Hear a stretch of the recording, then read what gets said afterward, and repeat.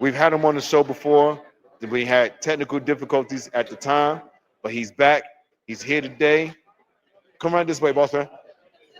He is the legend, and it's not a myth because anything that you've heard about him is totally true. He has created so many superstars that you see today, so many superstars that are legends and Hall of Famers. Ladies and gentlemen, I want to introduce y'all to the man, Rudy. How you Rude doing? boy. How you doing? What's going on, boss? I'm doing good. We're here at Wrestlecade and having a really good time, man. I'm enjoying myself. Yeah.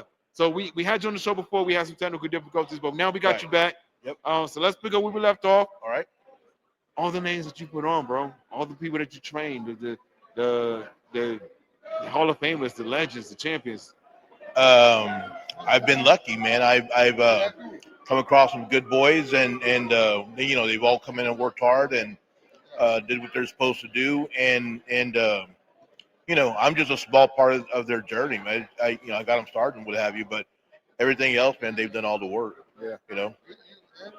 So you have a school and a promotion down in Texas. Where you guys located? The Texas Wrestling Academy, which used to be the Shawn Michaels Wrestling Academy. It's in San Antonio. Um, Whatever we did at Shawn's school when he was running the school, just nothing's changed. Everything's the same. So I mean, we still ask when kids come in for dedication, for hard work, for just put the effort in, and then we'll do what we can. We'll go from there. How long have you been doing this? Like, how long you been in the business altogether for yourself? So the first day I walked into a wrestling office was January 2nd, 1982. Oh wow. Yeah. So, and that was just walking in and with interest of getting to pro wrestling, and then I became a referee. Then I started selling merchandise, and then I started putting the ring up, and you know, it's just snowballed from there. Yeah, yeah. But the thing is, though, when I got into wrestling, I didn't want to be a wrestler. I just wanted to learn the wrestling business, Hmm. and then somebody like Bobby Fulton or Chavo Guerrero pulled me to the side and asked if I wanted to get in the ring and work out with them. And sure, and guys took notice that I could do certain things very well, and there was a spot open, and someone didn't show up like a lot of guys, and I got asked to fill that spot, and here we are. That's awesome. That's amazing. Oh yeah, you've been guest coach down in WWE before as well, right? Yes. Tell us what you see then and what you see now, like the difference in the guys that really want it or that go down to the PC and going and learning versus the guys that are on the independents that are trying to learn. Well, so night and day. I mean, on the independent level, the wrestling schools, and I'm open about this. I mean, wrestling schools are part of the wrestling business. It's wrestling. It's everything's a war. That type of stuff.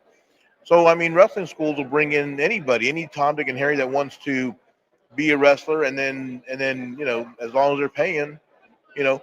But at the WWE at the Performance Center, nobody's paying anything except they're paying you, and some guys on the independent level they want to be wrestlers, yes, but they don't realize the hard work that it takes to do this stuff.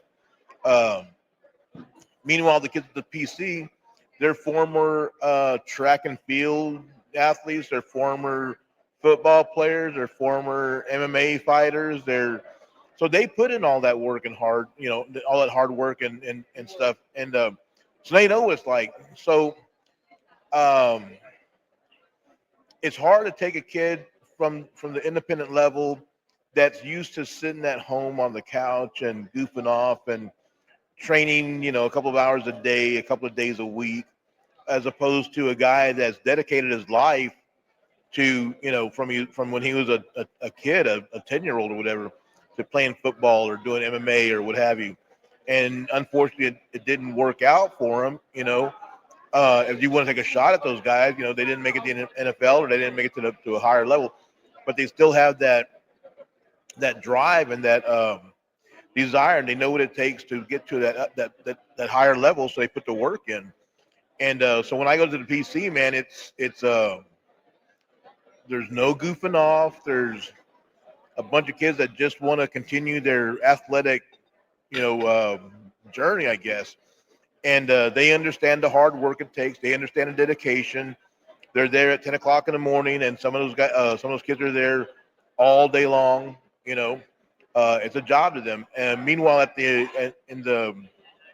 your typical wrestling school, you have training from 7 to 9, 7 to 10, 3 days a week. You know, that's easy. Um, and if you try, I mean, I know from experience, if you try and push guys, like I have a few guys that come in with potential, a few girls that come in with potential, and when you see it and you try and tell them what they need to do to get to that next level, they kind of, shrug their nose. I mean, they don't want to do that much, but they do want to get on TV, but they don't want to work that hard. I mean, there's very few that want to do that, and you see it when you watch TV. You know, when you compare how many independent wrestlers there are in the United States alone, and then you see how many make it on TV. You kind of, it kind of gives you an example of what it's like on the independents and the level, the commitment that a lot of these kids have. Yeah, You know, absolutely. you understand what I'm saying? I Yeah. mean, it's a different world, man. I'm not really trying to knock the independent kids. It's just, there's a lot of work that gets in that that's involved in being a pro wrestler. Yeah, But absolutely. it's cool. I mean, performance centers like me and somebody else were talking about this. When we broke into wrestling, the place I broke into was a place called the Junction in San Antonio. And in the wintertime, it was cold. In the summertime, it was hot. And we used the place also to do TV. So, you can still, sometimes you can still smell the beer and the hot dogs and popcorn that was, from the night before, whatever.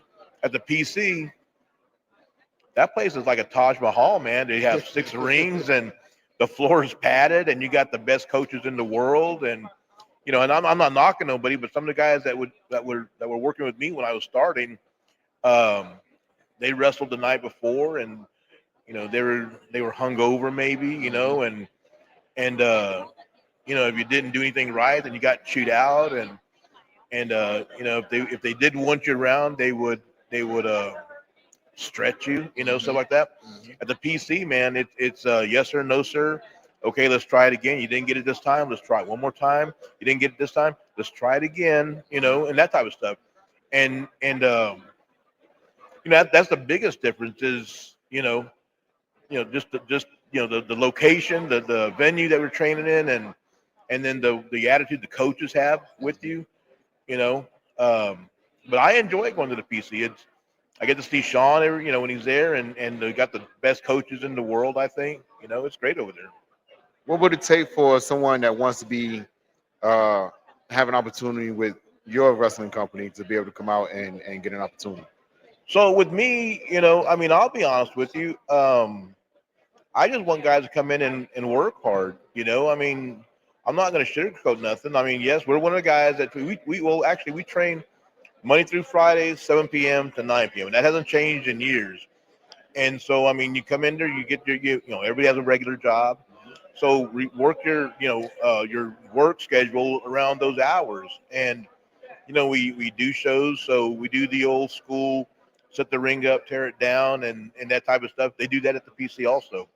Um, and just coming and work. And when I see that, I have no idea sticking my neck out for guys, and making a phone call, referring somebody to somebody, or or like today. I mean, I brought a couple of people to Wrestlecade. Uh, Micah, uh, my wife, Uh-huh. she's because she's here. She wasn't scheduled, but because she's here, they asked her to do the ladies' night out. Okay. Sabino Blades is one of my guys, and he came and he's made several contacts with different promoters around the area.